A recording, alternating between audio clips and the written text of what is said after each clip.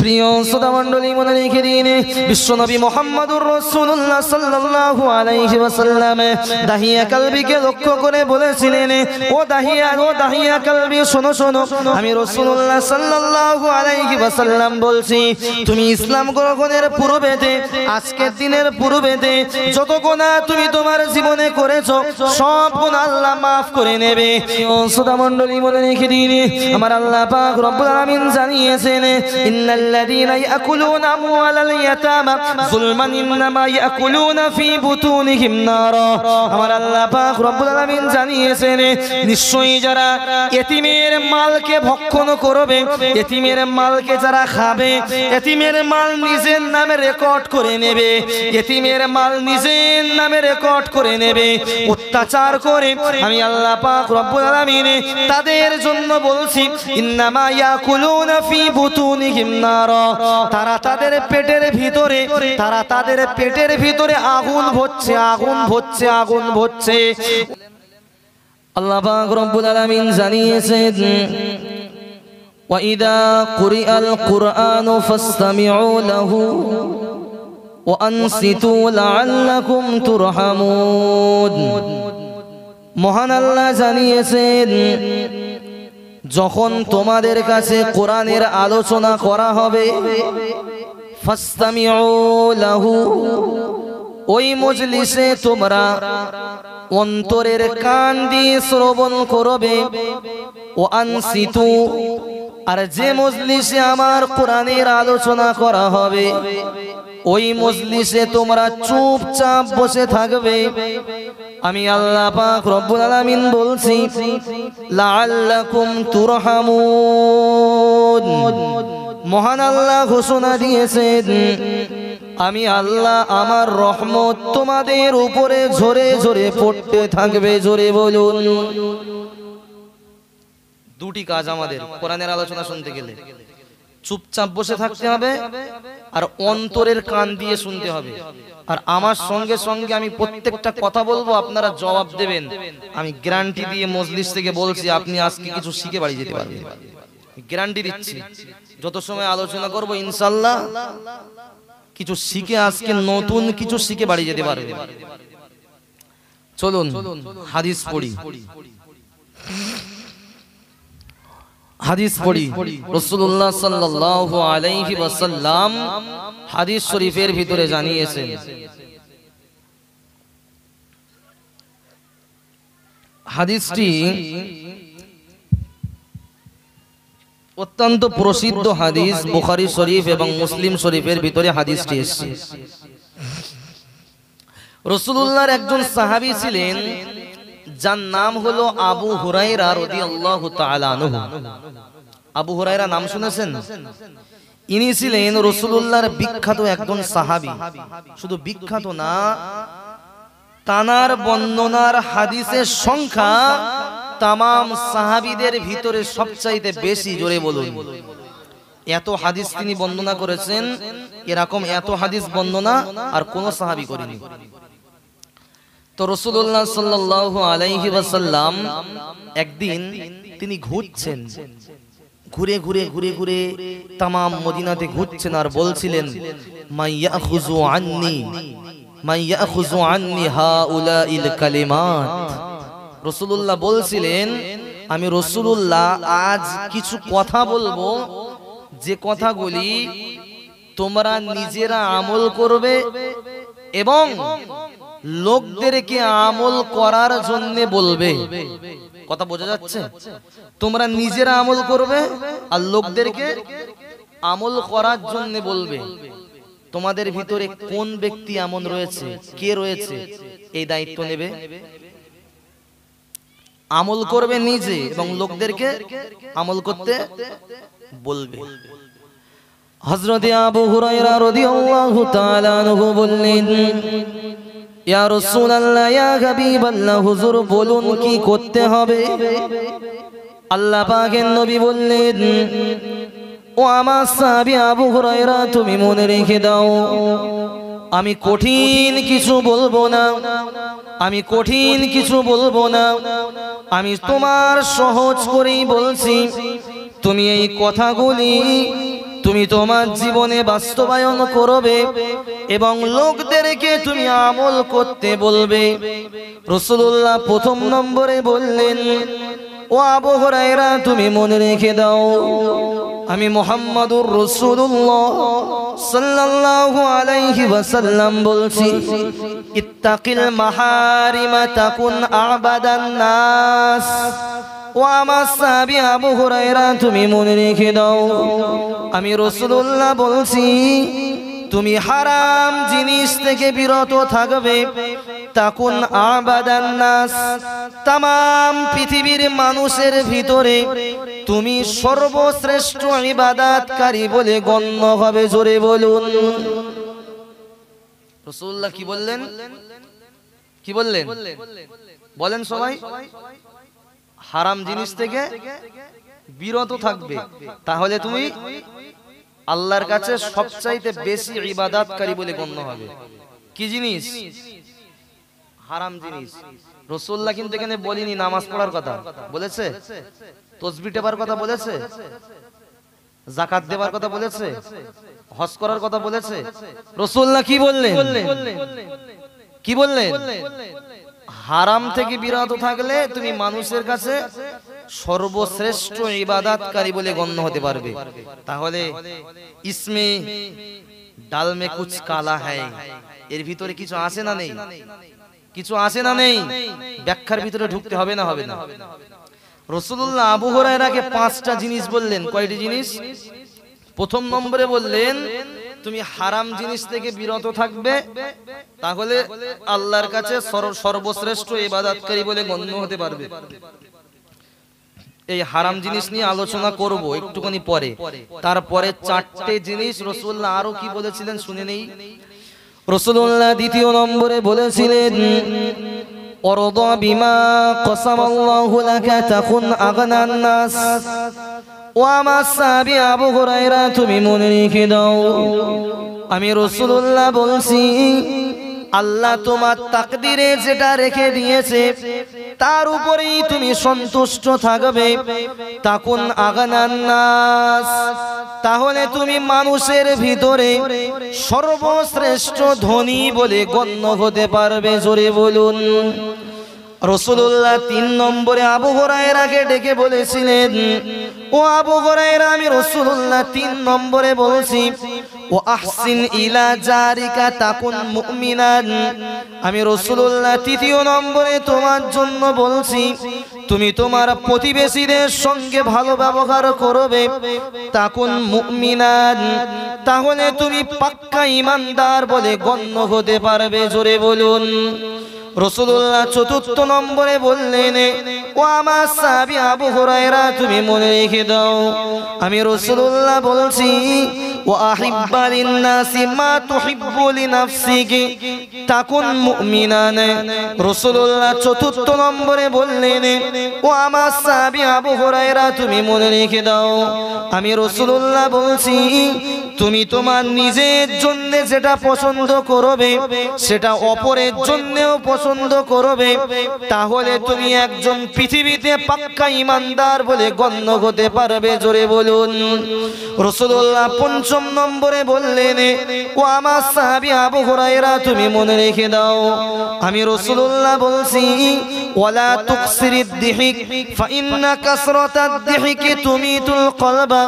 রাসূলুল্লাহ 5 নম্বরে আবু হুরায়রাকে বললেন, ও আমার সাহাবী আবু হুরায়রা তুমি মনে রেখে দাও, আমি রাসূলুল্লাহ বলছি, অধিক পরিমাণে কোনোদিনের জন্য হাস্য করবে না, অধিক পরিমাণে কোনোদিন তুমি হাসবে না, অধিক পরিমাণে হাসলে অন্তর মরে যায়।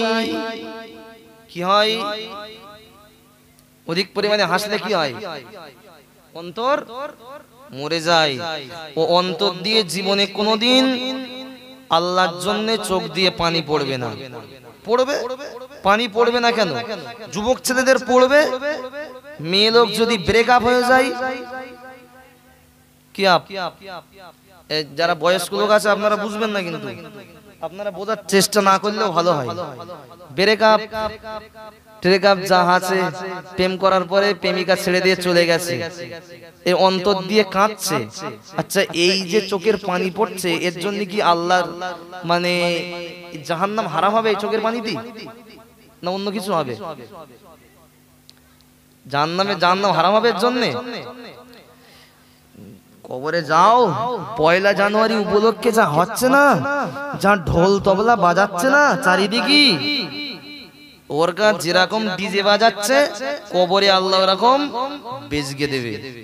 দু সাইডের দুটো মাটি যখন চেপতে দেবে না, দুনিয়াতে তুই আমার জমিন কাঁপিয়েছিলি না, আমি আল্লাহ তোর কাঁপাবো আজকে। আমার জমিন কাঁপিয়েছিলি, আজকে তোর কাঁপাবো আমি। তাহলে রাসূলুল্লাহর প্রথম নম্বর কথা কি ছিল? যে হারাম জিনিস থেকে বিরত থাকবে, তাহলে মানুষের ভিতরে সর্বশ্রেষ্ঠ ইবাদতকারী বলে গণ্য হবে।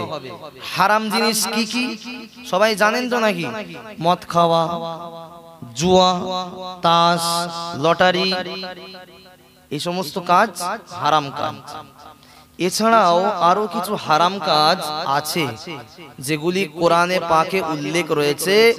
মানুষের ভিতরে এই কাজগুলি অত্যাধিক পরিমাণে আজ সমাজের মানুষ করেই চলেছে। কি কি?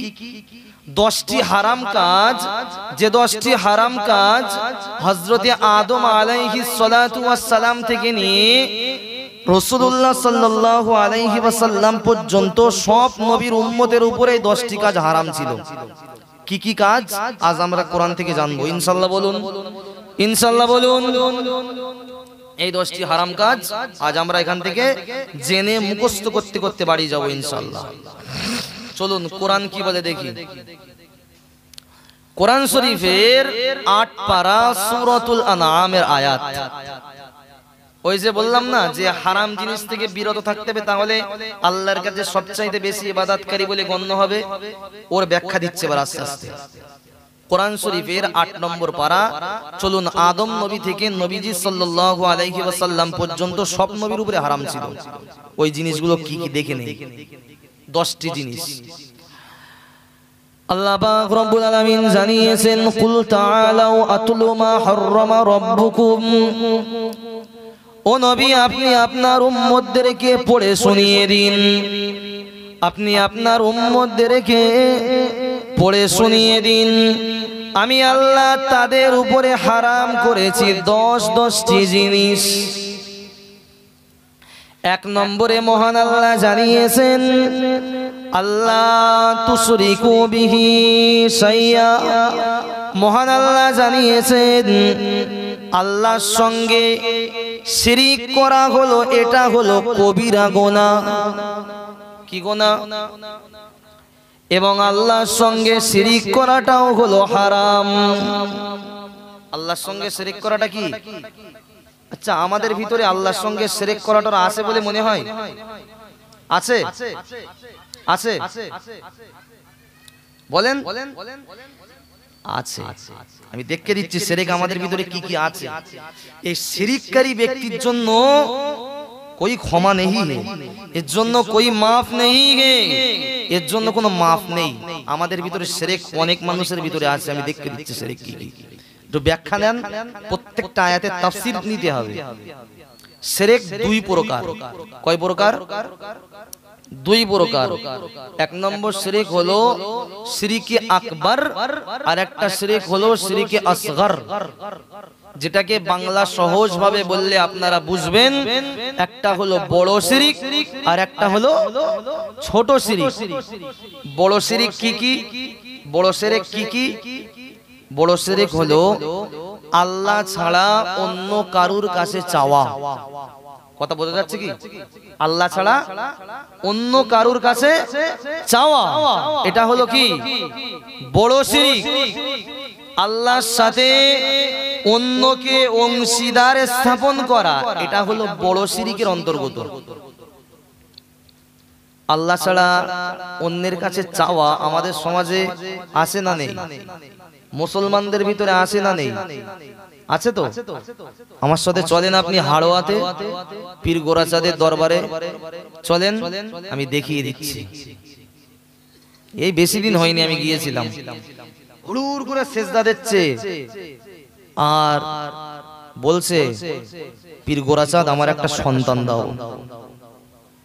আর মেয়েরা ওই যে ওই মানে রোজার ভিতরে গোলাপ পানি ছড়াচ্ছে, ওই পানি একটা পাইপ দিয়ে আসছে আর মেয়েরা ওই পানি গায়ে মাখছে।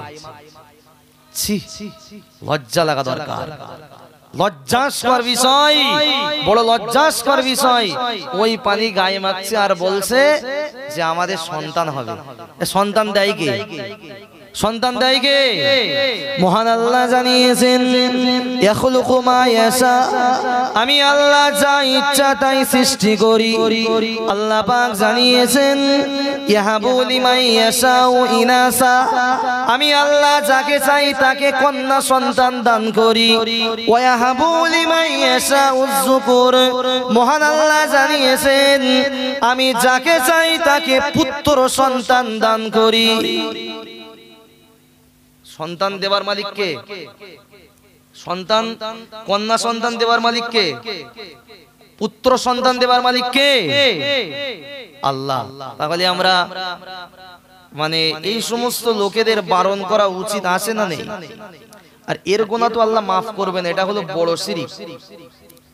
আল্লাহ পাক রব্বুল আলামিন কোরআন শরীফের ভিতরে জানিয়েছেন ইন্নাল্লাহা লা ইয়াগফিরু আন ইউশরাকা বিহি ওয়া ইয়াগফিরু মা দুনা যালিকা লিমান ইয়াশা।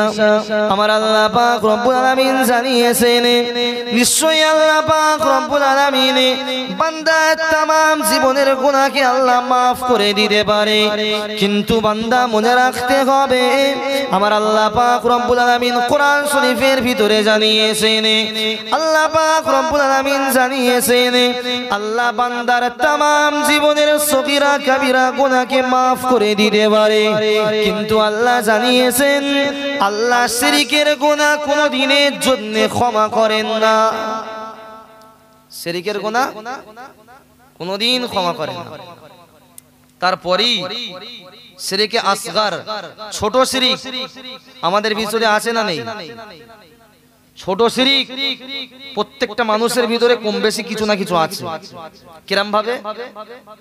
লোক দেখানো নামাজ পড়া, লোক দেখানো রোজা করা, লোক দেখানো দান করা, লোক দেখানো শরিয়াতের কোনো কাজ করা, যে লোকে আমাকে বিরাট ভালো বলবে এই জন্য কোনো কাজ করা, এটা হলো শিরক। এই কাজ করলে আল্লাহর দরবারে কোনোদিন প্রতিদান পাওয়া যাবে না। আমি নামাজ পড়ছি, লোকে আমাকে বলবে বিরাট নামাজি। আমি রোজা করছি, লোকে আমাকে বলবে বিরাট রোজাদার। আমি দান করছি, লোকে আমাকে বলবে বিরাট দানী। যদি এই উদ্দেশ্য ভিতরে থাকে, শিরক হয়ে গেল, ও গুনাহ কিন্তু আল্লাহ মাফ করবে না। এরকম মানে এরকমটা ভিতরে আসে না? না বলেন তো, প্রত্যেকের ভিতরে আসে না? না আরে রাসূলুল্লাহ বলেছেন রিয়া মানে লোক দেখানো, লৌকিকতা প্রত্যেকটা মানুষের ভিতরে আসে, কিন্তু এর থেকে বাঁচতে হবে। আমি নামাজ পড়ছি, মসজিদের মুসল্লি হয়েছি, লোকে আমাকে নামাজি বলবে। আমি হজ করতে গিয়েছি, লোকে আমাকে হাজি বলবে।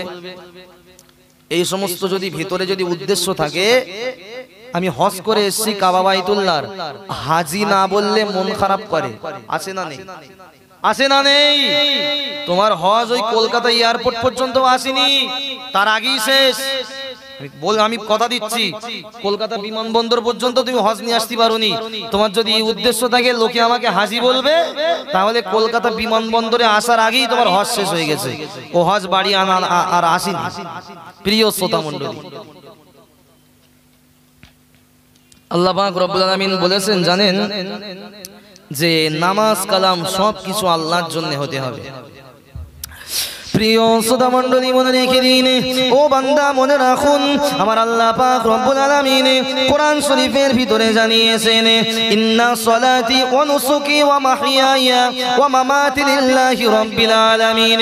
আমার আল্লাহ পাক রব্বুল আলামিন কোরআন শরীফের ভিতরে জানিয়েছেন আপনি নামাজ পড়তে যাবেন, আপনার ভিতরে যদি উদ্দেশ্য থাকে লোকে আমাকে নামাজি বলবে, আপনি দান সাদকা করলেন, আপনার ভিতরে যদি উদ্দেশ্য থাকে লোকে আমাকে আমাকে দানি বলবে।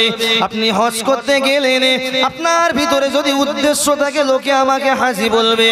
আপনি মসজিদে দান করলেন, আপনার ভিতরে যদি উদ্দেশ্য থাকে যে লোকটা মসজিদে দান করেছে এই কথা লোক বলবে, আল্লাহ পাক রব্বুল আলামিন জানিয়েছেন ও সব কিছু বেকার হয়ে যাবে, এর কোনো কাজে আসবে না। আমার আল্লাহ পাক রব্বুল আলামিন জানিয়েছেন ইন্না সলাতি ওয়া নুসুকি ওয়া মাহইয়ায়া ওয়া মামাতি লিল্লাহি রাব্বিল আলামিন। আমার আল্লাহ পাক রব্বুল আলামিন বললেন নিশ্চয়ই নামাজ কালাম হতে হবে, কুরবানি হতে হবে, রোজা হজ যাকাত সব ইবাদত হতে হবে। ওয়া মাহইয়ায়া ওয়া মামাতি, আমার আল্লাহ পাক রব্বুল আলামিন জানিয়েছেন জীবন আর মরণ লিল্লাহি রাব্বিল আলামিন, সব কিছু আল্লাহর জন্য হতে হবে। আল্লাহ ভিন্ন অন্য কারোর জন্য হলে সব কিছু বেকার হয়ে যাবে।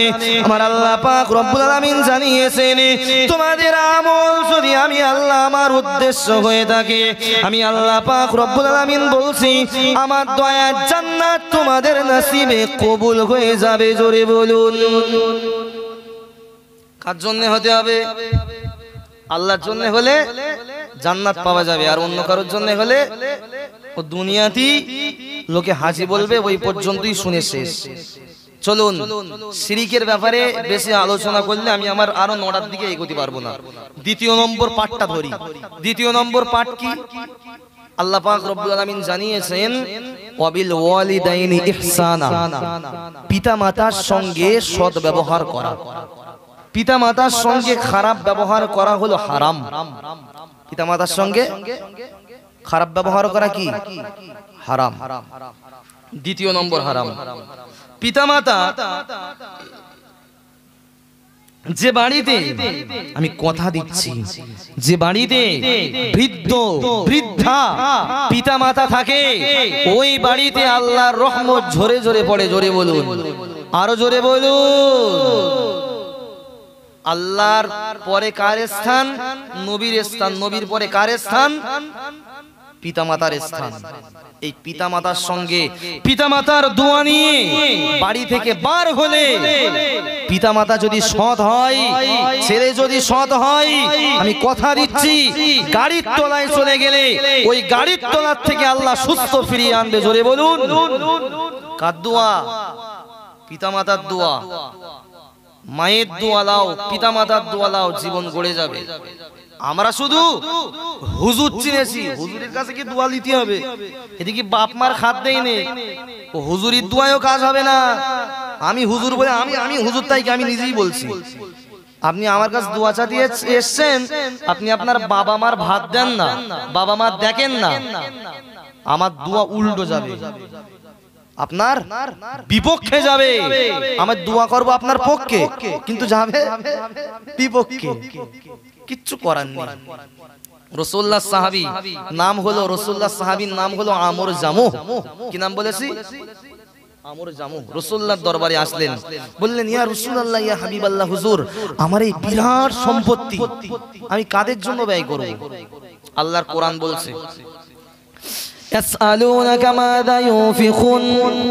রাসূলুল্লাহ সাহাবী এসে বললেন ইয়া রাসূলুল্লাহ, ইয়া হাবিবাল্লাহ, হুজুর আল্লাহ পাক রব্বুল আলামিন আমাকে এত ধন সম্পদের মালিক বানিয়েছে, আমি এই ধন সম্পদ কোথায় ব্যয় করব? আল্লাহ পাকের নবী বললেন কুল মা আনফাকতুম মিন খায়রিন ফালিল ওয়ালিদাইন। মহান আল্লাহ জানিয়েছেন তোমার ধন সম্পদকে তুমি তোমার পিতামাতার জন্য ব্যয় করে দাও। জোরে বলুন, আরো জোরে বলুন। কার জন্য ব্যয় করো? তোমার বিরাট ধন সম্পদ কার জন্য ব্যয় করো? পিতামাতার জন্য ব্যয় করো। পিতামাতার ওষুধ কিনে দাও না, আবার তুমি মসজিদে দান করো। ওইরকম দানের কোনো দরকার নেই। ওরকম দানের দরকার আছে? তুমি পিতামাতার আগে ওষুধ কিনে দাও, তারপরে দান করো, তাহলে কাজ হবে তো। মাটা এদিকে অসুস্থ, মা এদিকে প্রচন্ড রোগী, তিনি ভুগছে, আর ওদিকে আমি বিশাল বড় দান করছি, হজ করছি, সব করে লাভ হবে কি? কোই লাভ নেই, কোনো লাভ হবে না। চলুন আর একটা কোরআনের আয়াত নেই, আল্লাহ বলছেন ওয়াকাদা রাব্বুকা আল্লা তা'বুদু ইল্লা ইয়্যাহু ওয়া বিল ওয়ালিদাইনি ইহসানা। মহান আল্লাহ জানিয়েছেন ইম্মা ইয়াবলুগান্না ইনদাকাল কিবরা আহাদুহুমা ওয়া কিলাহুমা, তোমাদের পিতামাতা যখন বার্ধক্যের বয়সে পৌঁছাবে, কোন বয়সে? বার্ধক্যের বয়সে উপনীত হবে, ফালা তাকুল্লাহুমা উফিউ ওয়ালা তানহারহুমা, তারা যদি তোমাকে কোনো কাজ বলে তাদের সামনে উফ শব্দটুকু উচ্চারণ করো না। উফ আব্বা তুমি যা বললে, আল্লাহর কোরআন নিষেধ করছে এই শব্দটা উচ্চারণ করা নিষেধ, এই শব্দটা উচ্চারণ করা হারাম। উফ শব্দ বলা যাবে? বলেন অকুল্লাহুমা কওলান কারীমা। মহান আল্লাহ জানিয়েছেন পিতামাতার সঙ্গে সব সময় ভালো কথা বলো। কি কথা? নরম ভাবে কথা বলো। ওয়ালা তানহারহুমা, তাদেরকে কোনোদিন ধমক দিও না, কোনোদিন পিতামাতার সামনে গালিগালাজ করো না, পিতামাতার সামনে চড়াও হয়ে কথা বলো না। এটা আল্লাহর নিষিদ্ধ বাণী, আর এই বাণীর বিরুদ্ধচারণ করলে, হারাম কাজ করলে কবিরা গুনাহ হবে। কবিরা গুনার জন্য তওবা করা শর্ত, তওবা করে না মরলে জাহান্নামে যেতে হবে। প্রিয় শ্রোতা মণ্ডলী, মনে রেখে দিন, আমি আপনাকে একটা ঘটনা সম্পর্কে জানিয়ে দিই। হযরতে বাইজিদ বুস্তাবি রাহমাতুল্লাহ আলাইহির ইতিহাস সম্পর্কে একটু শুনুন। হযরতে বাইজিদ বুস্তাবি রাহমাতুল্লাহ আলাইহি অত্যন্ত ছোট্ট বাচ্চা, 7-8 বছরের বাচ্চা। তিনি তার আম্মা জান প্রচন্ড অসুস্থ হওয়ার কারণে আম্মা জান বাইজিদকে বলল, বাবা বাইজিদ আমার জন্য তুমি 1 গ্লাস পানি নিয়ে এসো। হযরতে বাইজিদ বুস্তাবি রাহমাতুল্লাহ আলাইহি ওই 1 গ্লাস পানি আনার জন্য তিনি অত্যন্ত দূরের দিকে তিনি চলে গেলেন। বাড়িতে এসে দেখলেন অসুস্থ শরীর নিয়ে আম্মাজি ঘুমিয়ে পড়েছে। ও বান্দা মনে রাখুন, হযরতে বাইজিদ বুস্তাবি রাহমাতুল্লাহ আলাইহি আম্মাজিকে ডাকা বিয়াদবি মনে করলেন। আমার মা অসুস্থ শরীর নিয়ে ঘুমিয়ে পড়েছে, আমার মাকে যদি ডাকি আমার বিয়াদবি হয়ে যাবে। আমার মা অসুস্থ শরীর নিয়ে ঘুমিয়ে পড়েছে, আমার মাকে যদি ডাকি বিয়াদবি হয়ে যাবে। হযরতে বাইজিদ বুস্তাবি ওই পানির গ্লাস নিয়ে তিনি খাটের নিচে দাঁড়িয়ে থাকলেন। হযরতে বাইজিদ বুস্তাবি রাহমাতুল্লাহ আলাইহির আম্মা জান ফজরের সময় উঠলেন। বাইজিদ বুস্তাবি তখনও পর্যন্ত দাঁড়িয়ে রয়েছে।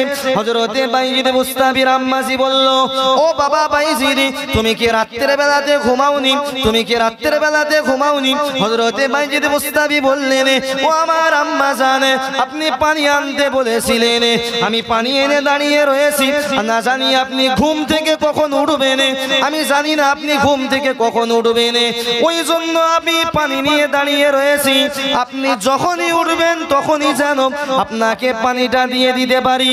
হযরতে বাইজিদ বুস্তাবির আম্মাজি দোয়া করলেন, ও বাবা বাইজিদ, আমি তোমার মা হয়ে তোমার জন্য দোয়া চাচ্ছি আর বলছি, আল্লাহ পাক রব্বুল আলামিন তোমাকে যেন সুলতানুল আরিফিন, तमाम পৃথিবীর আল্লাহর ওলিদের শ্রেষ্ঠ বানিয়ে দেয়। জোরে বলুন।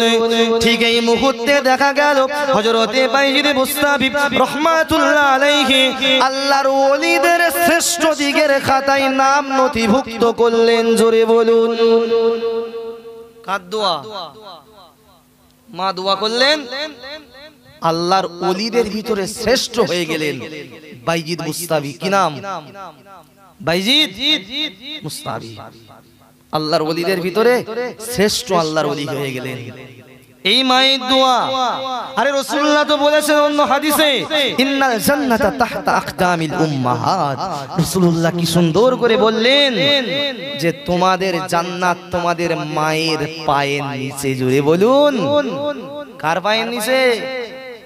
মায়ের পায়ের নিচে। রাসূলুল্লাহ অন্য হাদিসের ভিতরে জানিয়েছেন, মা মিন ওয়ালাদিন বাররিন ইয়ানজুরু ইলা ওয়ালিদাইহি নাজরাতা রাহমাতিন ইল্লা কাতাবাল্লাহু লাহু বিকুল্লি নাজরাতিন হাজ্জাতাম মাবরুরা। আমার আল্লাহ পাকের রাসূল সাল্লাল্লাহু আলাইহি ওয়াসাল্লাম জানিয়েছেন যে নেক সন্তান বাবার দিকে দেখবে আর মায়ের দিকে দেখবে, রহমতের নজরে দেখবে, বাবার দিকে দেখবে আর বলবে এটা আমার আব্বা জানের মুখ, আম্মাজির মুখের দিকে দেখবে আর বলবে এটা আমার আম্মা জানের মুখ। রাসূলুল্লাহ গ্যারান্টি দিয়ে বলেছেন ইল্লা কাতাবাল্লাহু লাহু বিকুল্লি নাজরাতিন হাজ্জাতাম মাবরুরা। রাসূলুল্লাহ জানিয়েছেন ওই নেক সন্তানের আমলনামাতে আমি রাসূলুল্লাহ বলছি একটা মকবুল হজের সওয়াব লিপিবদ্ধ করে দেব। জোরে বলুন। বাবা মায়ের মুখের দিকে ভালোবাসার নজরে দেখলে কিসের সওয়াব পাওয়া যাবে? কিসের সওয়াব? মকবুল হজের সওয়াব। যারা যারা হজ করেছে সবার হজ কি কবুল হয়? বলেন কবুল হয়? অথরিটি নেই, কোনো গ্যারান্টি নেই। মক্কা শরীফে গিয়ে 4 লাখ 5 লাখ টাকা খরচ করে আসার পরেও আরে এসি পারি হারাম খাচ্ছে, লটারি কেটতেছে, তারপরে জমির আল ঠেলতেছে, জমি বন্ধক নিচ্ছে, এর হজ কবুল হয়েছে বলে মনে হয়? হজ থাকবে বলে মনে হয়? রাসূলুল্লাহ বলছে যে হজ মকবুল হজের সওয়াব যতটুকু হবে আমি রাসূলুল্লাহ গ্যারান্টি দিয়ে বলছি মায়ের মুখের দিকে একবার বাবার মুখের দিকে একবার তাকিয়ে থাকবে। আমি রাসূলুল্লাহ বলছি মক্কা মদিনা সফর করে আসলে যে সওয়াব আমি তোমাকে লিপিবদ্ধ করব ওই সওয়াব আমি তোমার আমলনামায় লিপিবদ্ধ করে দেব। জোরে বলুন, আরো একটু জোরে বলুন। কার হাদিস? কার হাদিস? রাসূলুল্লাহর হাদিস। প্রিয় শ্রোতা মণ্ডলী, 3 নম্বর হারাম কি? 3 নম্বর হারাম হলো ওয়ালা তাকতুলু আওলাদাকুম মিন ইমলাক। বিশ্বনবী আল্লাহ পাক রব্বুল আলামিন জানিয়েছেন তোমরা তোমাদের সন্তানদেরকে খাওয়ানোর ভয়ে হত্যা করো না। কার ভয়ে? খাওয়ানোর ভয়ে হত্যা করা, এটা হলো হারাম। আচ্ছা, এটা আমাদের সমাজে আছে না নেই? আগেকার যুগের মানুষ আল্লাহ কোরআন নাজিল করেছে এই জন্যে যে খাওয়ানোর ভয়ে তোমরা হত্যা করো না। এর পেছনে ইতিহাস আছে, আমি বলছি। কিন্তু বর্তমান ডিজিটাল যুগ, বৈজ্ঞানিকের যুগ, এরা বাচ্চা হওয়ার আগেই পেটেই মেরে দিচ্ছে। দিচ্ছে না? দিচ্ছে না? দিচ্ছে না? 3 মাস বয়স, 4 মাস বয়স, 5 মাস বয়স পেটে বাচ্চা নষ্ট করছে। জায়েজ না হারাম? ডিজিটাল যুগ, বাইরে আসছে না বাচ্চা, পেটের ভিতরই মেরে দিচ্ছে। একটা বড়ি খাবিয়ে পেটের ভিতরই মেরে দিচ্ছে। আচ্ছা, সেই সময় ছিল বাচ্চা বাইরে এসে মারার, এখন বাচ্চা দুনিয়ার মুখ দেখার আগেই মেরে দিচ্ছে। প্রিয় শ্রোতা মণ্ডলী, কি ইতিহাস ছিল? ইতিহাস হলো এই, তৎকালীন সময়ে নারীরা ছিল, কারা? মেয়েরা ছিল। একেবারে উদাহরণ দিলে বুঝবেন যে চায়ের কাপ, প্লাস্টিকের চায়ের কাপ, চাটা খাওয়া হয়ে গেল, ফেলে দিলাম। খাওয়া হয়ে গেল, ওর কোনো কাজে আসে? ফেলে দিতে হয় না? ফেলে দিলাম। তৎকালীন সময়ে নারীরাও ছিল এরকম, নারীরাও এরকম ছিল। নারীদেরকে ভোগ করবে, তার সঙ্গে জেনা ব্যভিচার করবে, আর ধুট করে তাড়িয়ে দেবে। বিয়ে করবে, বিয়ে করার পরে তাড়িয়ে দেবে। আবার তাদেরকে মার্ডার করে কচু কাটা করা হবে। জাহিলিয়াতের যুগেতে কি কঠিন সময় ছিল, কি কঠিন সময় ছিল। তারা তাদের কন্যাদেরকে হত্যা করত খাওয়ানোর ভয়ে, যে এই সন্তানটা বড় হবে, আমাকে খেতে দিতে হবে, একে পড়তে দিতে হবে, একে অন্য জায়গায় বিয়ে দিতে হবে। যেখানে বিয়ে দেবো, যেখানে বিয়ে দেওয়া হবে, সে 1 মাস ঘর সংসার করার পরে গলা ধাক্কা দিয়ে সেখান থেকে বার করে দেবে, কিচ্ছু বলা যাবে না। এরকম কঠিন অন্ধকার সময় ছিল, কঠিন অন্ধকার সময় ছিল। রাসূলুল্লাহ সাল্লাল্লাহু আলাইহি ওয়াসাল্লাম ঠিক এই মুহূর্তে দাঁড়িয়ে আল্লাহ পাক রব্বুল আলামিন জানিয়েছেন। প্রিয় শ্রোতা মণ্ডলী, মনে রেখে দিন, আমার আল্লাহ পাক রব্বুল আলামিন বিশ্বনবী রাসূলুল্লাহ সাল্লাল্লাহু আলাইহি ওয়াসাল্লামকে বললেন, ও নবী, আমি আল্লাহ পাক রব্বুল আলামিন বলছি, যারা তাদের কন্যা সন্তানগুলোকে নিজের খাওয়ানোর ভয়েতে, পড়ানোর ভয়েতে, মান সম্মান আর ইজ্জতের ভয়েতে, তাদের অর্থনৈতিক পরিকাঠামোর ভয়েতে, অর্থনৈতিক ক্ষয়ক্ষতির কারণে যারা তাদের কন্যাদেরকে হত্যা করছে, আমি আল্লাহ পাক রব্বুল আলামিন বলছি আপনি তাদেরকে বলে দিন ওয়ালা তাকতুলু আওলাদাকুম মিন খাশিয়াতি ইমলাক। হে পৃথিবীর পুরুষ জাতি বাপের সমাজে, হে পৃথিবীর পুরুষ জাতি বাপের সমাজে কোনদিনের জন্য তোমরা তোমাদের কন্যা সন্তানগুলোকে খাওয়ানোর ভয়ে, অর্থনৈতিক কষ্টের কারণে তোমরা তোমাদের কন্যাদেরকে কোনদিনের জন্য তোমরা হত্যা করে দিও না। জোরে বলুন।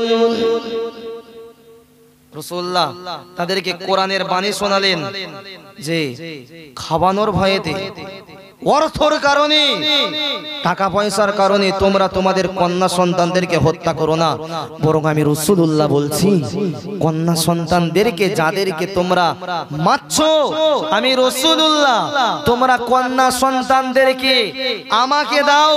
আমি রাসূলুল্লাহ হাজার হাজার কন্যা সন্তানের পিতা হওয়ার জন্য প্রস্তুত রয়েছি। জোরে বলুন। রাসূলুল্লাহ সেই সমাজে দাঁড়িয়ে বলেছিলেন মারিস নে, তোরা মারিস নে, কন্যা সন্তানদেরকে আমাকে দে। আমি রাসূলুল্লাহ আমাকে দে। আমি রাসূলুল্লাহ হাজার হাজার কন্যা সন্তানের পিতা হওয়ার জন্য প্রস্তুত। জোরে বলুন। তোরা মারিস নে। প্রিয় শ্রোতা মণ্ডলী, ঠিক এই কঠিন সময়ে দাঁড়িয়ে রাসূলুল্লাহর একজন প্রিয় সাহাবী যার নাম হলো হযরতে দাহিয়া কালবি। কি নাম বলেছি? কি নাম বলেছি? দাহিয়া কালবি। রাসূলুল্লাহর খুব উচ্চ র‍্যাঙ্কের একজন সাহাবী, খুব উচ্চ র‍্যাঙ্কের সাহাবী। ফেরেশতা জিবরিল যখন রাসূলুল্লাহর কাছে ওহী নিয়ে আসতেন, দাহিয়া কালবির সূরাতে, দাহিয়া কালবির আকৃতিতে আসতেন। বুখারী শরীফের বাবুল ওয়াহি, বাবু বাদিল ওয়াহির হাদিস এটা। জিবরিল ফেরেশতার কাছে রাসূলুল্লাহ সাল্লাল্লাহু আলাইহি ওয়াসাল্লাম আসতেন দাহিয়া কালবির আকার আকৃতি নিয়ে। কত বড় সাহাবী তাহলে, বুঝতে পারছেন না? পাচ্ছেন না? এই দাহিয়া কালবি রাসূলুল্লাহর কাছে গেলেন, ইয়া রাসূলুল্লাহ, ইয়া হাবিবাল্লাহ হুজুর। তিনি তখনও ইসলাম গ্রহণ করেননি, বেদিন, ধর্মহারা। রাসূলুল্লাহর কাছে গিয়ে বললেন, ইয়া রাসূলুল্লাহ, ইয়া হাবিবাল্লাহ হুজুর, আপনি আমাকে কলেমা পড়ান। হাতে হাত দিতে যাবেন, দাহিয়া কালবি হাতটা লম্বা করলেন। রাসূলুল্লাহ হাতটা লম্বা করতে যাবেন, ঠিক এই মুহূর্তে দাহিয়া কালবি হাতটা টেনে নিলেন। টেনে নিয়ে বললেন, ইয়া রাসূলুল্লাহ, ইয়া হাবিবাল্লাহ হুজুর, আমি আমার জীবনে যা অন্যায় করেছি, অপরাধ করেছি, যে গুনাহ, যে পরিমাণ গুনাহ করেছি, আমার গুনাহ কি মাফ হবে? রাসূলুল্লাহ বললেন, হ্যাঁ মাফ হবে। তুমি ইসলাম গ্রহণের পূর্বে যা কিছু গুনাহ করেছো আল্লাহ সবকিছু মাফ করে নেবেন। কিন্তু দাহিয়া কালবি রাসূলুল্লাহ সাল্লাল্লাহু আলাইহি ওয়াসাল্লাম বললেন, দাহিয়া বলো, তুমি তোমার জীবনে কি এমন অপরাধ করেছো, কি এমন অপরাধ করেছো? বলল, ইয়া রাসূলুল্লাহ, ইয়া হাবিবাল্লাহ হুজুর, ভাষাই বলতে পারবো না, আমি ভাষাই বলতে পারবো না, আমি এত বড় অপরাধ করেছি, আমি ভাষাই বলতে পারবো না। কি অপরাধ? প্রিয় শ্রোতা মণ্ডলী, মনে রেখে দিন, বিশ্বনবী মুহাম্মদুর রাসূলুল্লাহ সাল্লাল্লাহু আলাইহি ওয়াসাল্লাম দাহিয়া কালবিকে লক্ষ্য করে বলেছিলেন, ও দাহিয়া কালবি, শোনো শোনো, আমি রাসূলুল্লাহ সাল্লাল্লাহু আলাইহি ওয়াসাল্লাম বলছি, তুমি ইসলাম গ্রহণের পূর্বেতে, আজকের দিনের পূর্বেতে যত গুনাহ তুমি তোমার জীবনে করেছো সব গুনাহ আল্লাহ মাফ করে নেবে। অজ্ঞতার কারণে, ভুল বোঝাবুঝির কারণে, জাহেলিয়াতের কারণে অনেক মানুষ অনেক গুনাহ করে ফেলেছে। আমার আল্লাহ পাক রব্বুল আলামিন আমাকে জানিয়ে দিয়েছে, কেউ অজ্ঞতার কারণে, না জানার কারণে মদ খেয়ে ফেলেছে, কেউ বা সুদ খেয়ে ফেলেছে, কেউ বা জিনা করে ফেলেছে, কেউ বা মিথ্যা কথা বলে ফেলেছে, কেউ বা আরো অনেক গুনাহ করে ফেলেছে। না জানার কারণে, অজ্ঞতার কারণে অনেক পরিমাণ গুনাহ করে ফেলেছে। আমার আল্লাহ পাক রব্বুল আলামিন আমাকে জানিয়েছেন যে, আল্লাহ পাক রব্বুল আলামিন জানিয়েছেন ইসলাম গ্রহণের পরেতে আমার আল্লাহ পাক রব্বুল আলামিন तमाम জীবনের গুনাহগুলিকে ধুয়ে মুছে সাফ করে দেবেন। জোরে বলুন। দাহিয়া, তুমি বলো তোমার জীবনের সব গুনাহ আমার আল্লাহ পাক রব্বুল আলামিন maaf করে দেবেন। দাহিয়া বললেন, ইয়া রাসূলুল্লাহ, ইয়া হাবিবাল্লাহ হুজুর, আমি আমার জীবনে 70টির অধিক, 70টি, কোন বর্ণনায় এসেছে 100টি, আমি আমার কন্যা সন্তানদেরকে হত্যা করেছি। কটি? 70টি কোন বর্ণনায় এসছে 100টি। তাহলে তাদের কটা বিয়ে ছিল? একটা বিয়ে। ইতি আগেই বলেছি, নারী ছিল তাদের কাছে ভোগের বস্তু, প্লাস্টিকের কাপের মতো, ভোগ করা হয়ে যাবে, ফেলে দেবে। এই অনেকগুলি বিয়ে করার পরে দাহিয়া কালবি যেই কন্যা সন্তান জন্ম নিয়েছে সেই দলা করে গর্তের ভিতরে পুঁতে দিয়েছে, গর্তের ভিতরে পুঁতে দিয়েছে। কোনো বা মার্ডার করেছে, কাউকে গলায় ছুরি দিয়ে কল্লা আলাদা করে দিয়েছে। প্রিয় শ্রোতা মণ্ডলী, মনে রেখে দিন, হযরতে দাহিয়া কালবি রাদিয়াল্লাহু তাআলা আনহু বিশ্বনবীকে জড়িয়ে ধরে হাউমাউ করে কাঁদতে কাঁদতে বললেন, ইয়া রাসূলুল্লাহ, ইয়া হাবিবাল্লাহ, হুজুর, আমি আমার কন্যা সন্তানদেরকে 70টি, কোন বর্ণনায় এসেছে 100টি, আমি আমার কন্যা সন্তানদেরকে যখনই মায়ের পেট থেকে, গর্ভ থেকে যখনই দুনিয়াতে এসে তাদেরকে ধরে ধরে আমি জবাই করে দিয়েছি। কোন সন্তানকে দলা করে আমি পুঁতে দিয়েছি, আবার কোন সন্তান থেকে আমি মার্ডার করে দিয়েছি। ইয়া রাসূলুল্লাহ, ইয়া হাবিবাল্লাহ, হুজুর, আমার মনে কোন প্রকার দয়া হলো না। ইয়া রাসূলুল্লাহ, ইয়া হাবিবাল্লাহ, হুজুর, আমার মনে কোনদিন দয়া হলো না। কিন্তু ইয়া রাসূলুল্লাহ, ইয়া হাবিবাল্লাহ, হুজুর, একটা দিনের কথা আমি আজও ভুলতে পারিনি, একটা দিনের কথা আমার আজও মনে পড়ে। ইয়া রাসূলুল্লাহ, ইয়া হাবিবাল্লাহ, হুজুর, আমার একটা সন্তান তার মার পেট থেকে জন্ম নিল, তার মার পেট থেকে জন্ম নিল। আমার ভয়েতে আমার স্ত্রী ওই সন্তানকে বাপের বাড়িতে পাঠিয়ে দিল। ওই সন্তান তিলে তিলে বড় হলো, আস্তে আস্তে আস্তে আস্তে বড় হয়ে আস্তে আস্তে সন্তানটি বড় হতে লাগলো। সন্তানটি আস্তে আস্তে বড় হতে লাগলো, বাপের বাড়িতে পাঠিয়ে দিল। দাহিয়া কালবি রাসূলুল্লাহকে বললেন, ইয়া রাসূলুল্লাহ, ইয়া হাবিবাল্লাহ, হুজুর, আমার অগোচরে, আরে আমাদের সমাজে শখ করে মানুষ ছেলেপিলেদের নানার বাড়ি দেয় কি দেয় না? দেয় না, দেয় না, শখ করে দেয়। দাহিয়া কালবি বললেন, ইয়া রাসূলুল্লাহ, ইয়া হাবিবাল্লাহ, হুজুর, শখ করে না, আমার ভয়ে, আমার ভয়ে বাড়িতে আসলে কন্যা সন্তানকে আমি জবাই করে দেবো, মেরে দেব। ওই জন্যে কন্যা সন্তানকে আমার স্ত্রী বাপের বাড়িতে পাঠিয়ে দিল। বাপের বাড়িতে আস্তে আস্তে আস্তে আস্তে বড় হতে লাগলো। দাহিয়া কালবির শাশুড়ি দাহিয়া কালবিকে দাওয়াত করলেন একদিন। বাচ্চাটির বয়স 6-7 বছর হবে। দাওয়াত করার পরে দাহিয়া কালবি বাড়িতে গেলেন। বাড়িতে যাওয়ার পরে খানা পিনা হলো, সবকিছু খাওয়া দাওয়া হলো। খাওয়া দাওয়ার পরে দাহিয়া কালবির শাশুড়ি আম্মা দাহিয়াকে বলছে, শোনো দাহিয়া, এদিকে এসো। দাহিয়া কালবি আসলেন। আসার পরে বললেন, দাহিয়া, এই যে সন্তানটা দেখছো না, এই যে ফুটফুটে একটা মেয়ে সন্তান, এই বাচ্চাটা না তোমার দাহিয়া। আমি তোমাকে বলতাম না, তোমাকে বলছি এই কারণে যে এই সন্তানকে তো বিয়ে দিতে হবে। বিয়ে দিতে হবে না? হবে না? এর বাবার পরিচয় লাগবে কি লাগবে না? বাবার পরিচয় লাগবে। শোনো দাহিয়া, সন্তানটি যখন আমার কাছে মানুষ হয়েছে, আমার কাছেই থাক। আর যখন বিয়ে দেব তোমার পরিচয় দেব, সন্তানটা তোমারই, তুমি যেন অস্বীকার করো না দাহিয়া। দাহিয়া কালবি মনে মনে বলছেন যে আমার ভিতরটা তখন রাগে ত্রাসে, একেবারে প্রচন্ড রাগে আমার ভিতরটা ভেঙে পড়লো যে আমার অগোচরে কন্যা সন্তান আজ এত বড়, এতগুলো কন্যা সন্তানদেরকে আমি মেরে ফেলেছি, আমার অগোচরে কন্যা সন্তান আজ এত বড়। দাহিয়া কালবি শাশুড়িকে বললেন, আচ্ছা ঠিক আছে, কন্যা সন্তানটা যখন আমারই, তখন আমায় কি দেন? কন্যা সন্তানটা যখন আমাকে, আমার, তখন কন্যা সন্তানটা আমাকে দিয়ে দেন। দাহিয়া কালবি বুঝতে দেননি, একদম বুঝতে দেননি। অত্যন্ত চালাকি চতুরতা করে দাহিয়া কালবি সেই সন্তানটাকে কোলে করে আস্তে আস্তে আস্তে আস্তে নিয়ে আসছেন।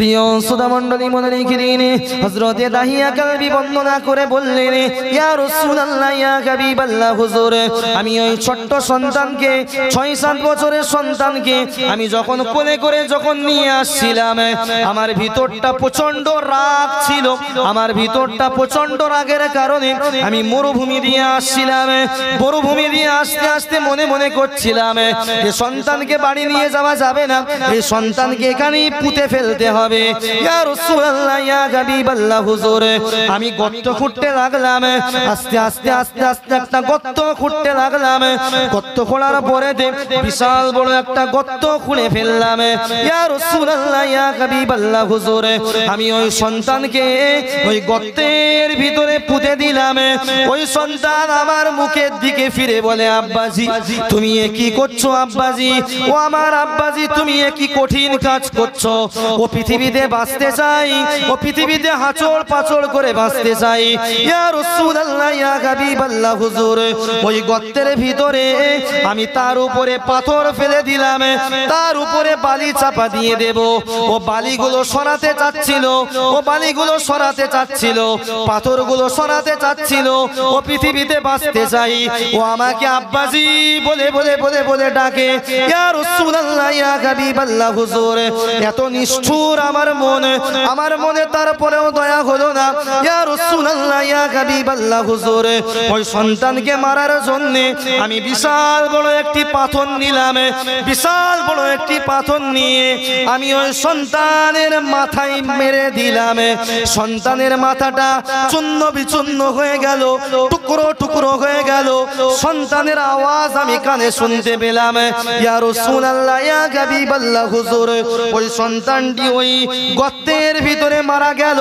তারপরে আমি বালি চাপা দিয়ে বাড়িতে আসলাম ইয়া রাসূলুল্লাহ ইয়া হাবিবাল্লাহ হুজুর এত নিষ্ঠুর আমার মন ইয়া রাসূলুল্লাহ ইয়া হাবিবাল্লাহ হুজুর এত কঠিন আমার মন ইয়া রাসূলুল্লাহ ইয়া হাবিবাল্লাহ হুজুর বলুন আমায় কি করতে হবে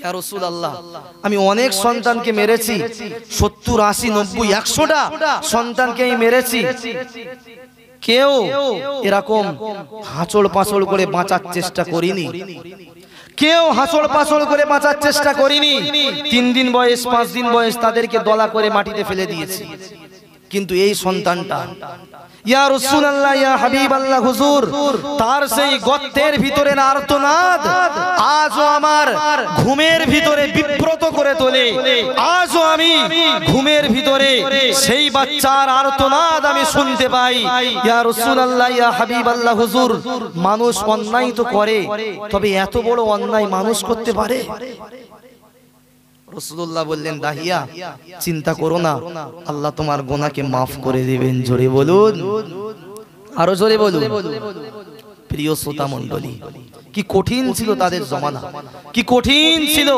তাদের সমাজ বর্তমান সময়ে আপনি আমার কথাটা মিলিয়ে নেন আমি বলছি বর্তমান সময়ে একটা বৌমার 3টে কন্যা সন্তান হবে পরপর এদিকে শাশুড়ি আম্মার মুখ হবে পুরো হতম পেশা মতো হবে কি হবে না বৌমা তোমার শুধু মেয়ে হচ্ছে একটা ছেলে নেই তোমার পেটে হতম পেশা মানে হয় কি হয় না আর এদের চরিত্র কি দাহিয়া কালবির মতো তো নাকি দাহিয়া কালবির মতো তো নাকি দাহিয়া কালবি দুনিয়াতে আসার পরে মেরেছে আর এরা পেটে থাকতে থাকতেই 7 মাস বয়স হচ্ছে আমি জানি এরকম রিপোর্ট রয়েছে জানেন 6 মাস বয়স হচ্ছে 5 মাস 6 মাস বয়স হবার পরে টেস্ট করে দেখছে মেয়ে সন্তান আর ওকে মেরে দিচ্ছে আছে না নেই সেই যুগ কন্যা সন্তান হোক আর পুরুষ সন্তান হোক মেরে ফেলা হলো পাক্কা হারাম হারাম হারাম চলুন চতুর্থ নম্বর আমাদের এখনো আগাতে শুধুমাত্র দ্বিতীয় 3 নম্বর হলো চতুর্থ নম্বর কি চতুর্থ নম্বর হলো আল্লাহ পাক রব্বুল আলামিন জানিয়েছেন ওয়ালা তাকতুলুন নাফসাল্লাতী হারামাল্লাহু ইল্লা বিল হক মহান আল্লাহ বললেন যে তোমরা কেউ কাউকে হত্যা করো না কেউ কাউকে হত্যা করো না কিন্তু হত্যা করা ওই ব্যক্তিকে জায়েজ যে ব্যক্তি একজনকে হত্যা করে দিয়েছে, যাকে হত্যা করেছে তার সন্তানেরা যে হত্যা করেছে তাকে আবার মারতে পারে। আচ্ছা, আমাদের সমাজে এটা আছে না নেই বলেন তো? এই হারাম কাজটা আছে না নেই? এই হত্যা করার ভিতরেই মুফাসসিরিনে কেরামগণ লিখেছেন ঝগড়াঝাটি করা, মারামারি করা এর ভিতরে অন্তর্ভুক্ত। এটা হলো হারাম। কি হারাম? ঝগড়া করা। ওয়ালা তাকতুলুন নাফসাল্লাতী হারামাল্লাহু ইল্লা বিল হক। আল্লাহ পাক রব্বুল আলামিন বলেছেন যে ঝগড়া লীলা করা এটা হলো সম্পূর্ণ হারাম। আমার আল্লাহ পাক রব্বুল আলামিন তো অন্য জায়গাতে জানিয়েছেন ভাই ভাইকে ধরে মারা, ভাই ভাইকে ধরে মার্ডার করা, ঝগড়া করা, এই সমস্ত জিনিস হলো সম্পূর্ণভাবে হারাম। আর এর শাস্তি হলো যারা এই সমস্ত কাজ করবে, হত্যা করবে, মারপিট করবে, সে যদি ক্ষমা না চায় তাহলে তার জন্য হবে জাহান্নাম। চলুন কোরআনের আয়াত পড়ি, আল্লাহ কি বলে দেখি। কোরআনের আয়াত আল্লাহ কি বলছে? যারা ঝগড়া করে, মারপিট করে, মানুষকে হত্যা করে, খুনোখুনি করে, এদের ব্যাপারে আল্লাহর কোরআন কি বলছে দেখি। আমার আল্লাহ পাক রব্বুল আলামিন কোরআন শরীফের ভিতরে জানিয়েছেন ওমাই ইয়াকতুল মুমিনাম মুতাআম্মিদান ফাজাযাউহু জাহান্নামু খালিদান ফিহা ওয়া গাদিবাল্লাহু আলাইহি ওয়া লা'নাহু ওয়া আ'আদ্দা লাহু আযাবান আযীমা।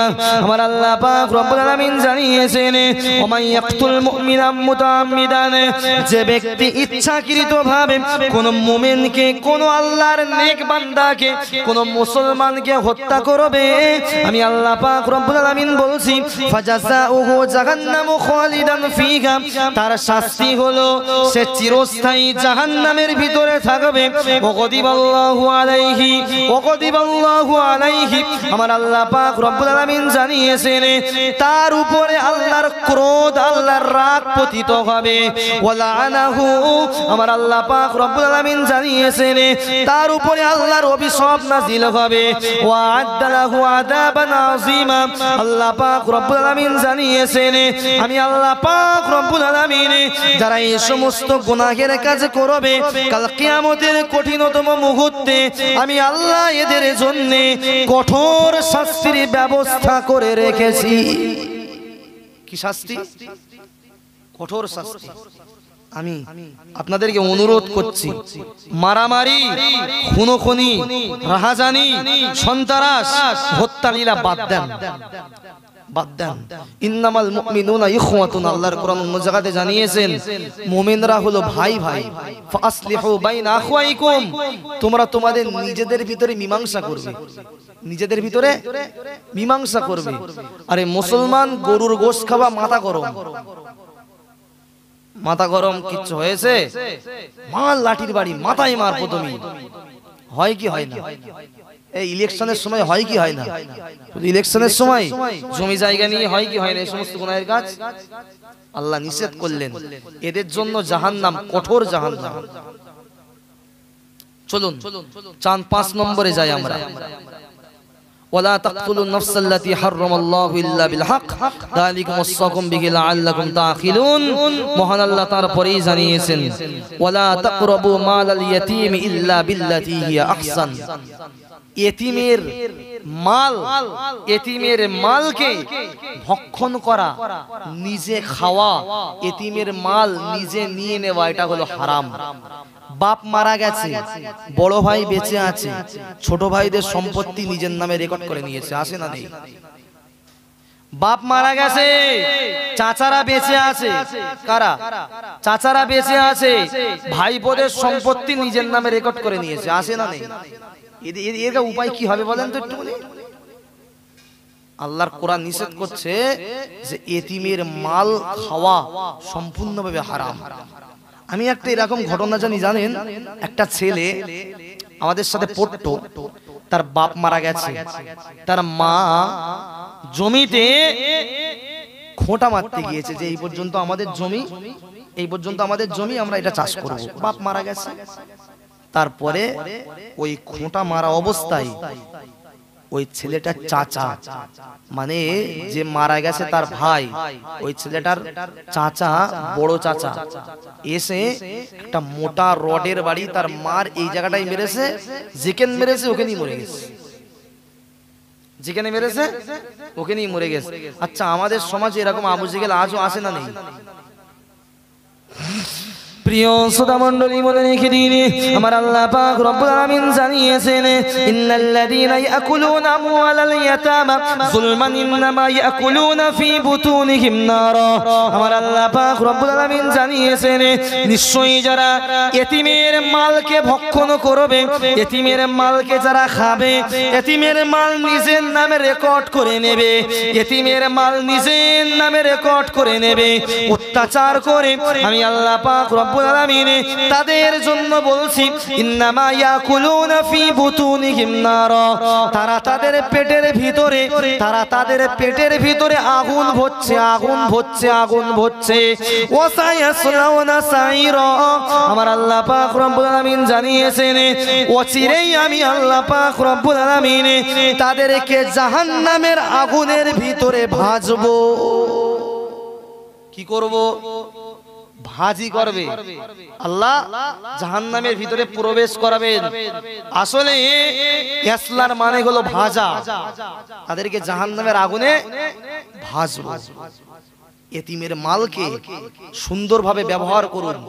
এতিমের মাল, এই যেগুলো উদাহরণ দিলাম, এই উদাহরণগুলো আরো কত উদাহরণ আপনি নেবেন, কত উদাহরণ নেবেন? বললাম তো, বাপ মারা গেছে, সন্তানেরা বেঁচে আছে, ওদিক দাদু বেঁচে রয়েছে, এরকম দাদু, দাজ্জাল দাদু কিছু কিছু আছে, নাতিদের নামে জমি দেয় না, আছে কি নেই? এর যোগ অবস্থা খারাপ আছে। যদিও রাষ্ট্রীয় আইন বা ইসলামিক আইন অনুযায়ী এটাকে মৌজু আইন বলে না, যে দাদু যদি বেঁচে থাকে আর যদি ছেলে মারা যায় আর নাতিরা যদি বেঁচে থাকে তাহলে সম্পত্তি পায় না। পায় কি পায় না? পায় না, কিন্তু এমনি আইন অনুযায়ী পায় না। কিন্তু ইসলাম শরিয়ত বলে তাদেরকে বেশি করে দেওয়া, যেহেতু তার বাপ বেঁচে নেই। এরকম একজন এতিম ছিলেন, এতিম, এতিম। রাসূলুল্লাহ তো এসেছিলেন পৃথিবীতে এতিমদের চোখের পানি মোছাতে। কি মোছাতে? এতিমদের চোখের পানি মোছাতে। রাসূলুল্লাহর একজন সাহাবী, যার নাম হলো হযরতে হানজালা রাদিয়াল্লাহু তাআলা আনহু। কি নাম বলেছি? হযরতে হানজালা রাদিয়াল্লাহু তাআলা আনহু। এই হযরতে হানজালা রাদিয়াল্লাহু তাআলা আনহু রাসূলুল্লাহ সাল্লাল্লাহু আলাইহি ওয়াসাল্লামের একজন খুব বড় সাহাবী ছিলেন। এই হানজালা, তার দুটো বিয়ে ছিল। কটা বিয়ে বলেছি? দুটো বিয়ে ছিল। এই হানজালার প্রথম পক্ষের একটি মানে মেয়ে ছিল, প্রথম স্ত্রীর মেয়ে ছিল। স্ত্রীটা মারা যায় বা কোনো কারণে, স্ত্রীটা না থাকার কারণে দ্বিতীয় হানজালা একটা বিয়ে করে। বিয়ে করার পরে যে রাত্রেই বাসর রাত হয়, ওই রাত্রে সকাল বেলাতে, একেবারে ভোর বেলাতে রাসূলুল্লাহ সাল্লাল্লাহু আলাইহি ওয়াসাল্লাম হানজালাকে বললেন, হানজালা, উহুদের ময়দানে জিহাদ হবে, চলো জিহাদ করতে হবে। উহুদের ময়দানে জিহাদ হবে, জিহাদ করতে হবে, চলো। প্রিয় শ্রোতা মণ্ডলী, মনে রেখে দিন, বিশ্বনবী মুহাম্মদুর রাসূলুল্লাহ সাল্লাল্লাহু আলাইহি ওয়াসাল্লামের সাহাবী হযরতে হানজালা ওই নাপাক অবস্থাতে, ওই নাপাক অবস্থাতে তিনি গোসল করার সময় পাননি। ওই নাপাক অবস্থাতে উহুদের ময়দানের দিকে তিনি জিহাদ করতে বেরিয়ে গেলেন। উহুদের ময়দানে যুদ্ধ করতে করতে তিনি শহীদ হয়ে গেলেন।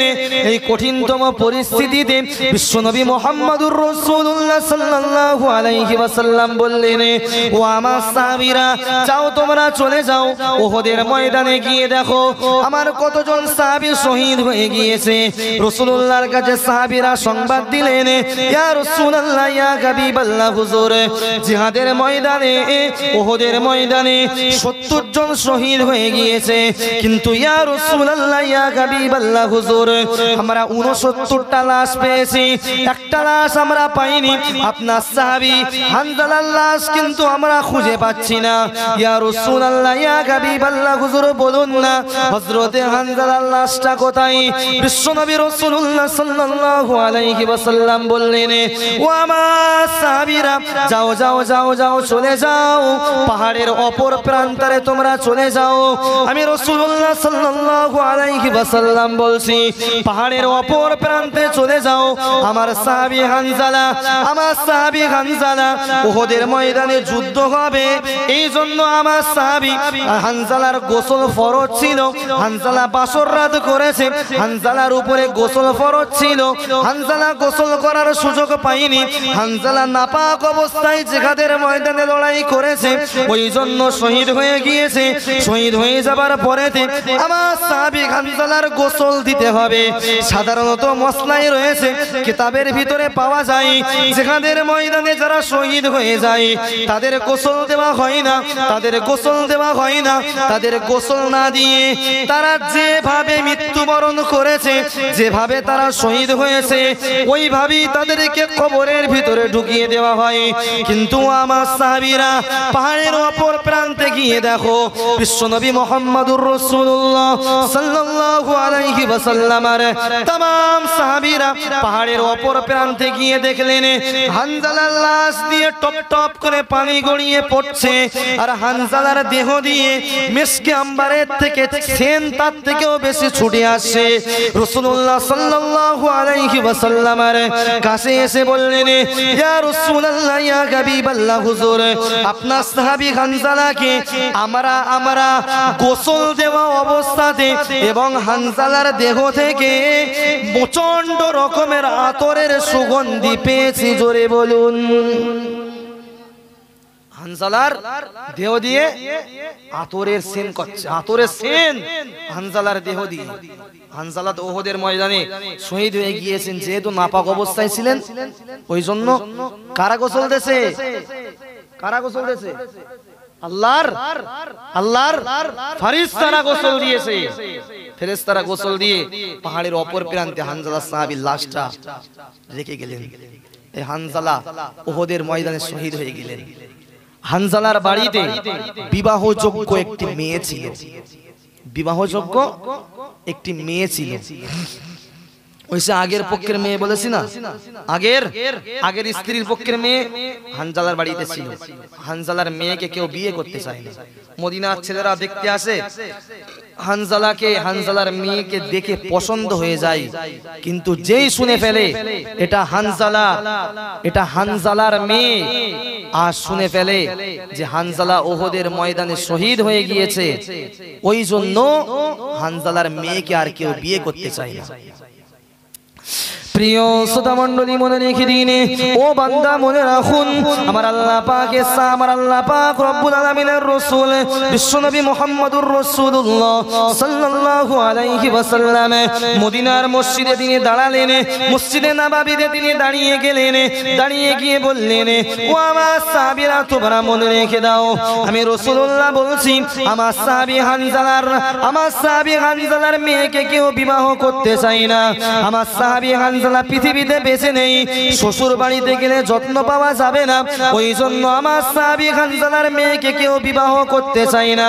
ও আমার সাহাবীরা, তোমরা মনে রেখে দাও, আমি রাসূলুল্লাহ সাল্লাল্লাহু আলাইহি ওয়াসাল্লাম বলছি, আমি রাসূলুল্লাহ বলছি, আমার সাহাবী হানজালা পৃথিবীতে বেঁচে নয় তো কি হয়েছে?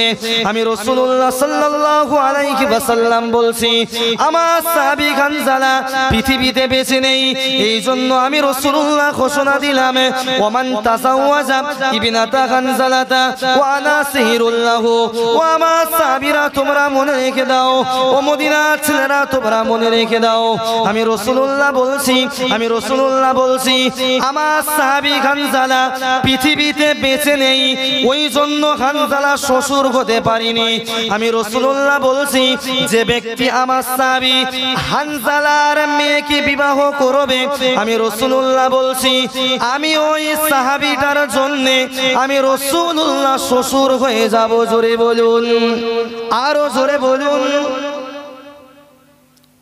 আমার সাহাবী হানজালা পৃথিবীতে বেঁচে নই তো কি হয়েছে, আমি রাসূলুল্লাহ বলছি আমি মদিনার ওই ছেলেটির জন্য শ্বশুর হয়ে যাব। জোরে বলুন।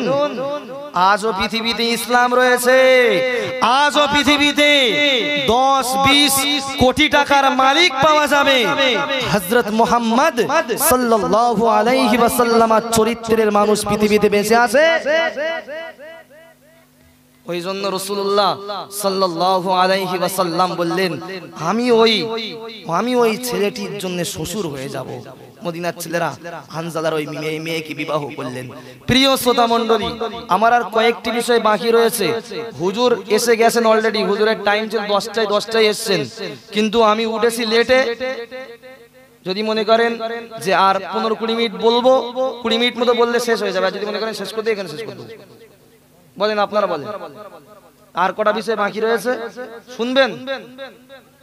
প্রিয় শ্রোতা মণ্ডলী, এই ইতিমদের সম্পর্কে বিশ্বনবী রাসূলুল্লাহ সাল্লাল্লাহু আলাইহি ওয়াসাল্লাম বললেন, আনা ওয়া কাফিলুল ইয়াতীমি ফিল জান্নাতি কাহাতাইনি ওয়া আশারা বিইসবাইহি ইয়ানি আস-সাবাবাতি ওয়াল উসতা।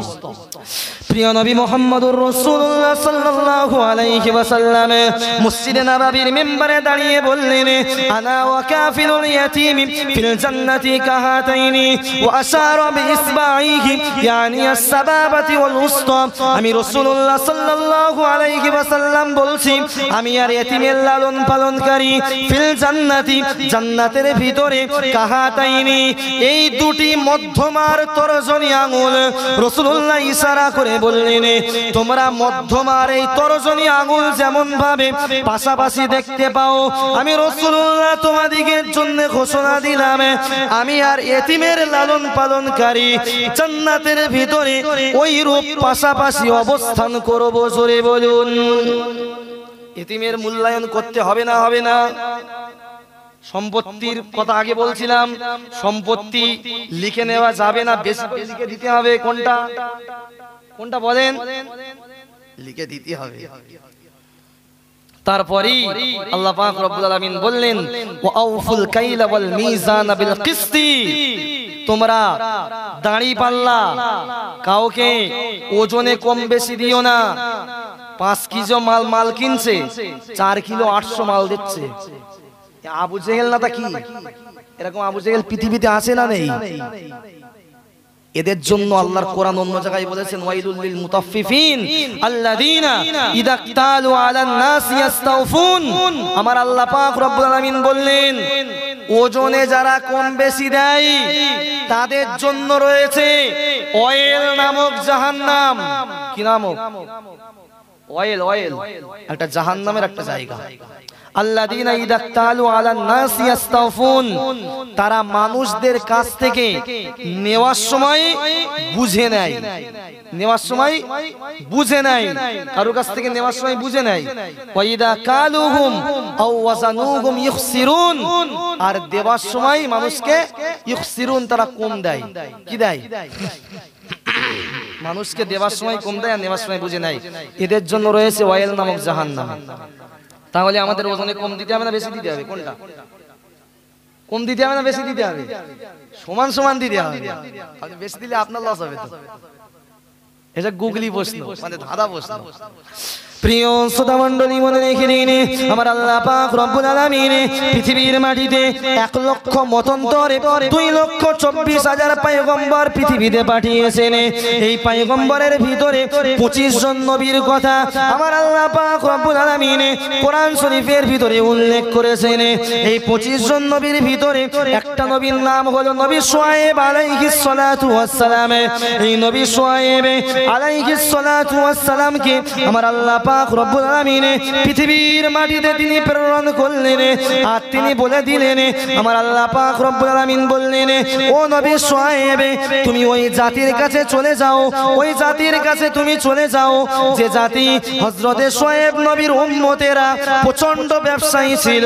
প্রচন্ড ব্যবসায়ী হওয়ার কারণে তারা বড় বড় অট্টালিকা তৈরি করেছিল, বড় বড় রাজপ্রাসাদ তারা তৈরি করেছিল।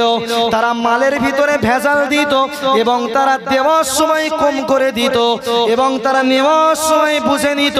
আমার আল্লাহ পাক রব্বুল আলামিন নবী শুআয়ব আলাইহিস সালাতু ওয়াস সালামকে তাদের কাছে প্রেরণ করে বললেন, ও নবী শুআয়ব, আপনি তাদেরকে শুনিয়ে দিন, ওয়ালা তানকুসুল মিকিয়াল ওয়াল মিজানা ইন্নী আরাকুম বিখাইরিন ওয়া ইন্নী আখাফু আলাইকুম আযাবা ইয়াউমিন মুহিত।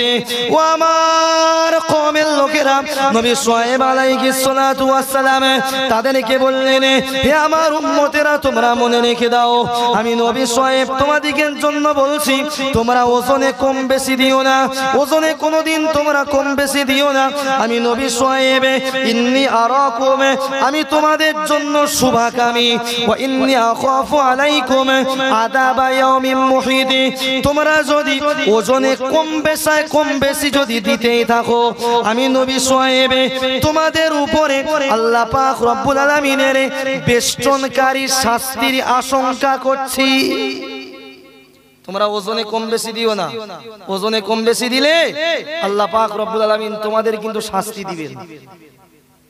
বরং তোমরা ওয়া কওমি আউফুল মিকিয়াল ওয়াল মিজান, হে সম্প্রদায়ের লোকেরা, তোমরা ওজনে দাড়ি পাল্লা সমান সমান করে দাও।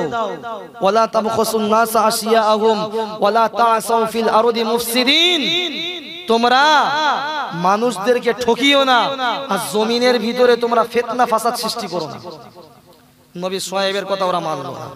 নবী শুআয়বকে বললো, লানুখরিজান্নাকা ইয়া শুআয়ব ওয়াল্লাযীনা আমানু, হে শুআয়ব, এই কথা যদি দ্বিতীয়বার বলো, আমাদের এলাকা থেকে তোমাকে বার করে দেব।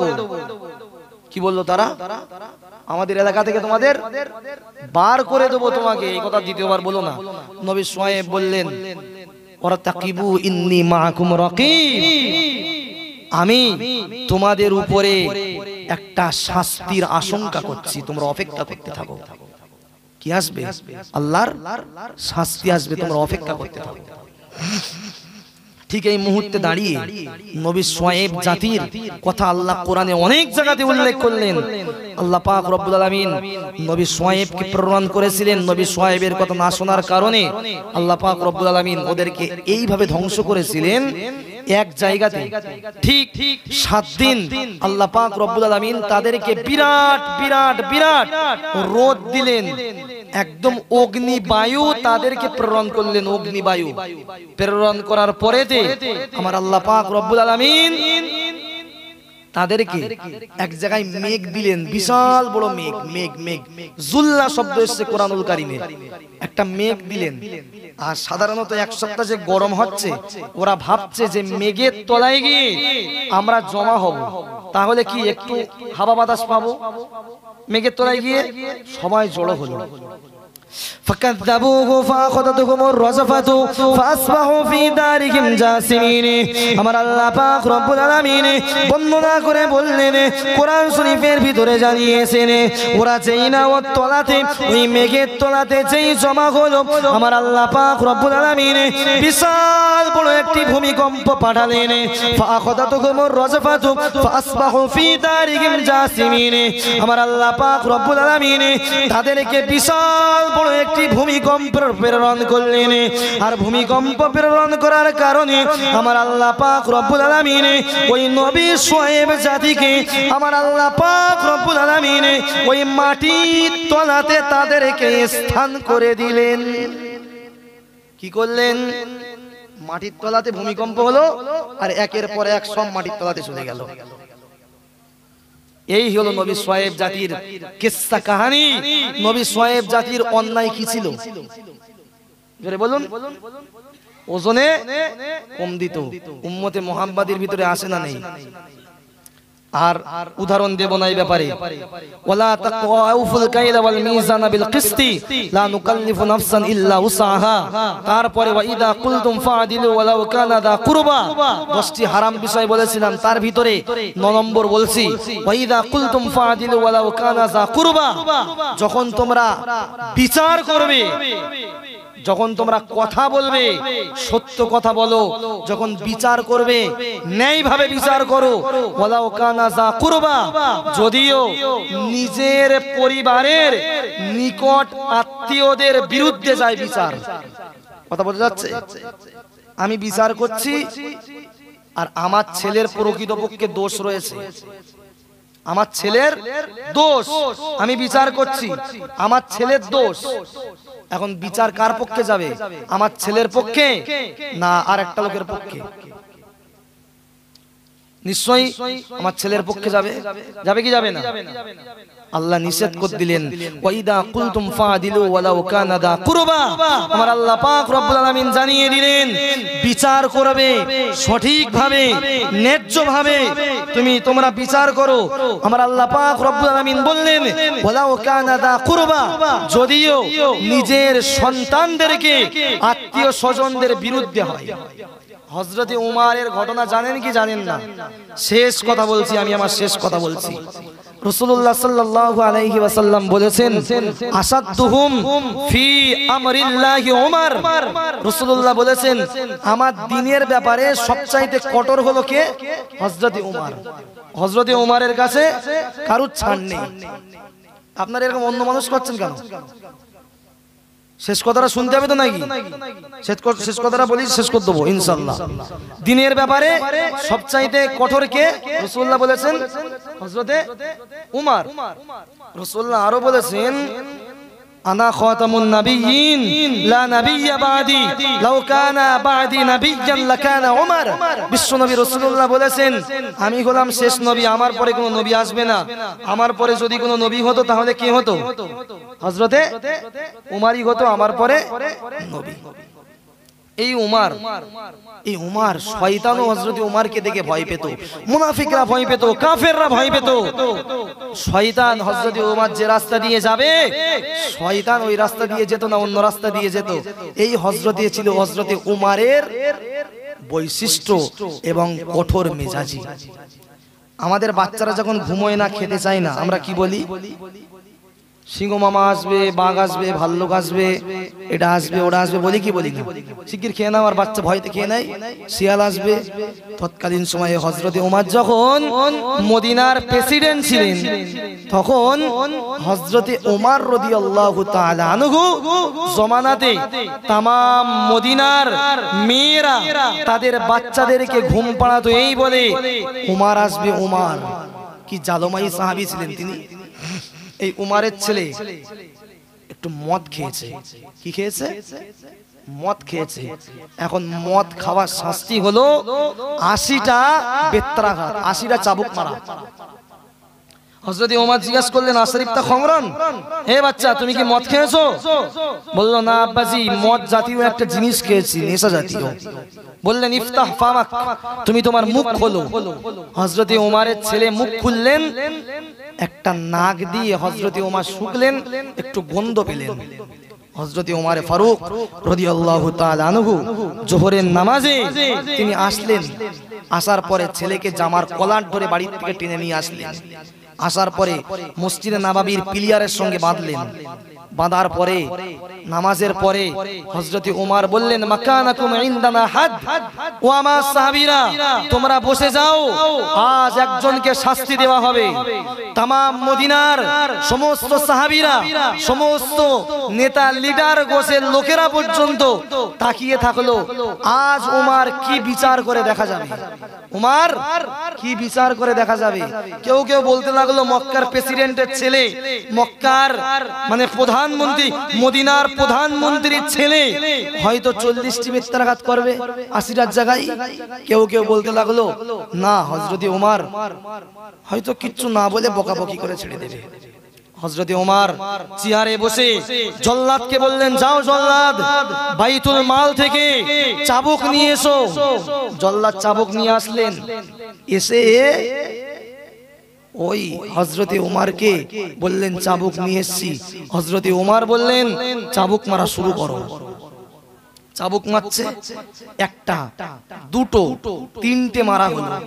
হযরতে ওমর জল্লাদকে সাঁটা একটা চড় দিয়ে মাটিতে ফেলে দিয়েছে। তুই চাকরি বাঁচাস না তুই হত করিস না তুই শাস্তি দিস? তুই চাকরি বাঁচাচ্ছিস তো। আসলে কিন্তু জল্লাদ আস্তে আস্তে মারছে না, জোরে জোরেই মারছে। তারপরেও হযরত ওমরের পছন্দ হচ্ছে না। হযরত ওমর বললেন, ছড়িটা আমার কাছে দে, ছড়িটা আমার কাছে দে, আমি মারি। ইনদাকা সালাসা ওয়া ইনদি ওয়াহিদ। হযরত ওমর বললেন, তোর হিসাবে হয়েছে 3টি শাস্তি দেওয়া, আমার হিসাবে হয়েছে একটি মাত্র চাবুক মারা। আমি ওমর এখনো পর্যন্ত ৭৯টা চাবুক মারব। প্রিয় শ্রোতা মণ্ডলী, মনে রেখে দিন, এই কঠিন পরিস্থিতিতে হযরত ওমর ফারুক রাদিয়াল্লাহু তাআলা আনহু প্রচন্ড সপাট করে নিজের ছেলেকে ওই মসজিদে নববীর পিলিয়াতে দাঁড়িয়ে হযরত ওমর প্রচন্ড ভাবে মারতে লাগলেন। এই কঠিনতম পরিস্থিতিতে হযরত ওমর ফারুক রাদিয়াল্লাহু তাআলা আনহু যখন 30টি মারা হয়ে গেল, হযরত ওমরের ছেলে হাউমাউ করে কাঁদতে লাগলেন আর বললেন, ও আমার আব্বাজি, এবারে আমাকে ছেড়ে দাও, আমি আমার জীবনে আর কোনোদিন মদ খাবো না। হযরত ওমরের মনে তাও দয়া হলো না, হযরত ওমর আরো মারতে লাগলেন। হযরত ওমরের স্ত্রী হযরত ওমরের পায়ে জড়িয়ে ধরে বলে, ও আমার প্রিয় স্বামী, এখনো 50টি শাস্তি দেওয়া বাকি রয়েছে। এই 50টির জন্য আমি একটা উট কুরবানি দিয়ে দেব, আমি একটি উট আল্লাহর রাস্তায় দিয়ে দেব। আমার ছেলেকে তুমি ছেড়ে দাও। হযরত ওমর তাও ছাড়েন না। হযরত ওমর আবার চাবুক মারতে থাকলেন। হযরত ওমর যখন 40টি চাবুক মারলেন, হযরত ওমরের ছেলে প্রচন্ড আর্তনাদ করতে থাকে, ও আমার আব্বাজি, আপনি আমাকে ছেড়ে দিন, আপনি আমাকে ছেড়ে দিন। জীবনে যতদিন বেঁচে থাকবো ততদিন আর আমি মদ খাবো না। হযরত ওমর 40টি মারার পরেতে হযরত ওমরের ছেলে বেহুশ হয়ে গেলেন। হযরত ওমর বেহুশ অবস্থাতে তারপরেও আবার চাবুক মারতে থাকেন। হযরত ওমর 50টি চাবুক যাইদা মেরেছেন।